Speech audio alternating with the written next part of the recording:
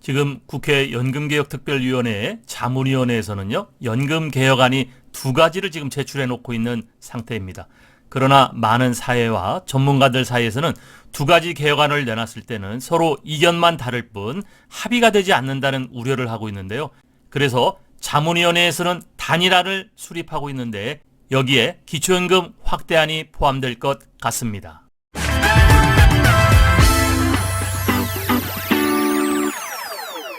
그동안 본물처럼 많은 기사들이 나왔었죠. 연금특위의 자문위원회는 1차 제출안이 지금 연금특위에 제출이 됐습니다. 1월 말까지 제출을 한다고 해서 단일한 합의를 해보려고 했지만 합의가 되지 않았죠. 거기에 대한 내용은요. 더 많이 내고 더 오래 내고 늦게 받고 그리고 더 많이 받고 이렇게 특징이 세 가지로 지금 분류가 될 것 같은데요. 현행 자문위 검토안에서는 보험료율은 15%까지 올리는 것은 합의가 된 것 같습니다. 순차적으로 인상을 하고 여기에 너무 기업체의 부담이 많다면은 퇴직연금을 일부 대안으로서 4% 정도는 국민연금 보험료율로 전환하는 것도 방법이다. 이런 의견까지 제출이 되었습니다. 두 번째는 더 오래 내고 늦게 받고죠. 여기에서는 더 늦게 지급하는 것에 합의가 또 된 것 같습니다. 자문위원회에서는 67세 정도 이야기를 나오고 있고요. 또 국민연금을 납부하는 이 납부 기간도 현행 59세에서 64세까지 늘려야 된다는 얘기. 이것도 지금 합의가 되었다고 이야기가 되고 있죠. 세 번째는 더 많이 받고인데 이것 때문에 지금 두 가지 안이 같이 제출이 되었었잖아요. 소득 대체율 합의는 불발이 됐었죠. 재정 안정을 강조하는 쪽에서는 40%를 지금 이야기하고 있고요. 현행이 40%입니다. 그리고 이 소득이 너무 적다. 소득을 강화하는 쪽에서는 50%를 지급해야 된다. 이 이견을 좁히지 못해서 현재 두 가지 안으로 이 연금특별위원회에 제출이 되어 있는 상태입니다.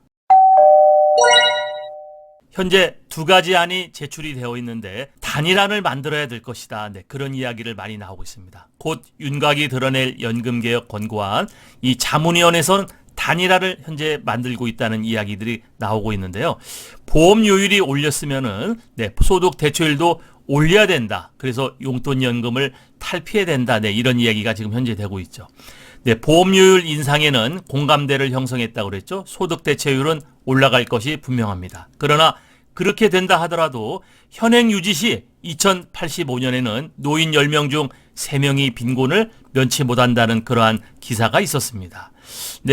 어느 일정 정도 기금 고갈 시점을 늦출 수 있지만은 우리나라의 노인 빈곤율을 아예 없애지는 못하는데 이번 연금개혁 과정에 이러한 문제들이 해결돼야 된다는 이야기들이 많아서 현재 자문위에서는 단일화를 만들고 있습니다. 당초 지난달 나올 예정이었던 이 연금특위 산하의 민간자문위원회 연금개혁안이 이제 2월로 넘어왔죠. 단일화를 만들지 못해서 2월로 넘어왔는데 곧 이번 주에 윤곽을 드러낼 것으로 보입니다. 자문위는요, 4월경에 내놓을 개혁안의 밑그림으로 이 단일화를 만들면은 이 전문가들이 제시하는 방향만큼 그 무게를 무시하기는 어렵습니다. 국회의원들로 구성된 국회 연금개혁특별위원회가 있지만 그러나 전문가들은 민간자문위원회에 속해 있기 때문에 단일화이 나온다면 그것을 무시하기는 어렵다는 얘기죠. 현행 9%인 보험료율을 인상해야 된다는 데는 대부분 공감대를 형성했죠. 그것이 15%로 올리자는 의견이 유력했고요. 또 쟁점은 소득대체율이었었죠. 소득대체율. 급여 수준이 낮다 보니 용돈연금이라는 그러한 자주 섞인 웃음까지 나오고 있는 상황을 방치할 수도 없고 그렇다고 보험료율과 연동되는 소득대체율을 올리기도 어렵죠.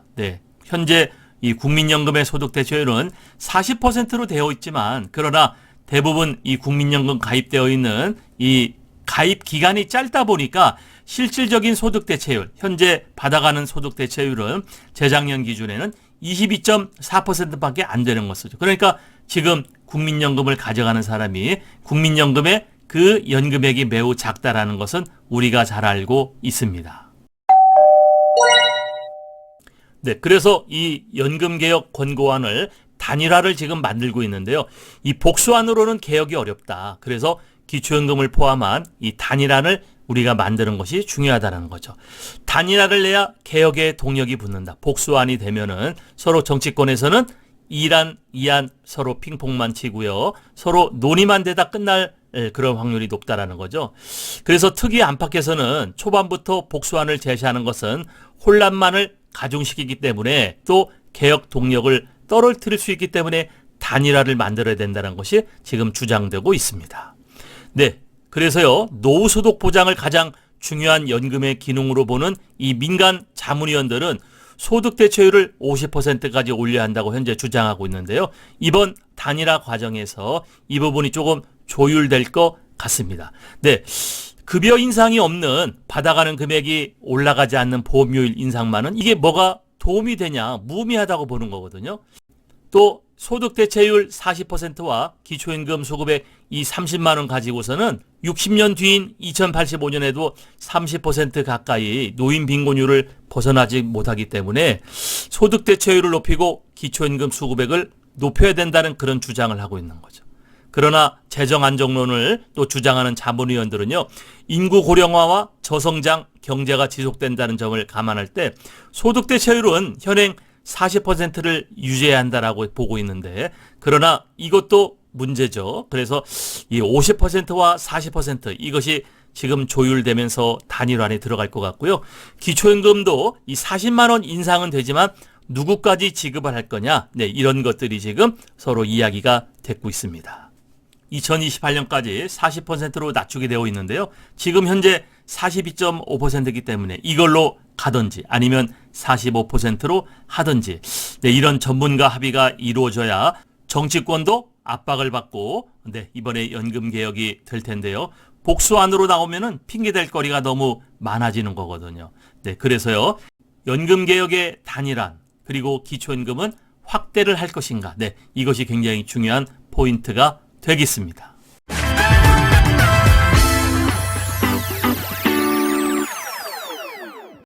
네, 오늘의 영상 결론인데요. 자문위원회의 이 단일안 도출과 기초연금 지급 대상 확대가 어떻게 될 것인가. 네, 이번 주에 이것이, 네, 단일안이 나올 것으로 지금 기대가 되고 있는데요.